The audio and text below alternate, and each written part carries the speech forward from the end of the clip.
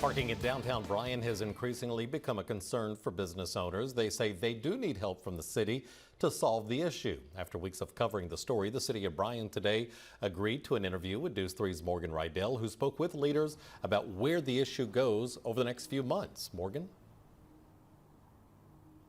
That's right. It's an issue that's moving forward, but businesses say the pace to find a solution is a problem. Still, the city says it's a problem they're inching closer to solving. The city says there's options being placed on the table that may include paid parking, something businesses say they oppose. Downtown as a whole, we certainly don't feel like we're being heard at all. Catalina Hatters has been on Main Street for 40 years, watching businesses come and go. But with office spaces expanding, Scott Catalina says it's time for a solution. This has been a problem for years. Adding the Verisco building, it's like pouring a jug of water on a cup that's already full. Around 100 A&M employees moved into the Verisco building this fall.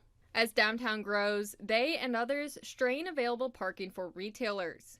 We've received input for many years about parking issues in downtown Bryan. It's not unusual in downtown Bryan, like any other downtown or high density area, where there's no what we call off-street parking.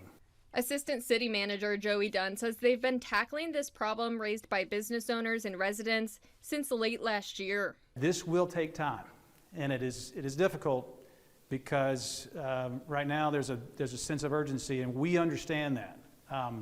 We're actively looking at technology that allows us to have a payment system for parking, or enforcement. How can that be done in the most efficient manner? Dunn said retailers also hold some responsibility.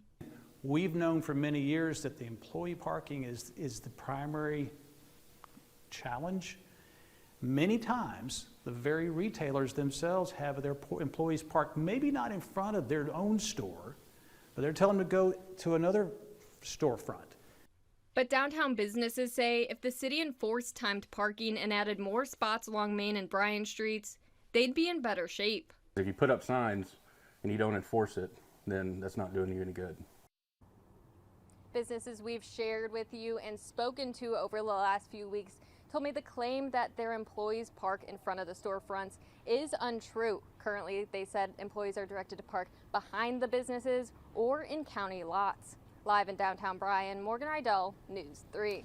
Morgan, thank you for that update.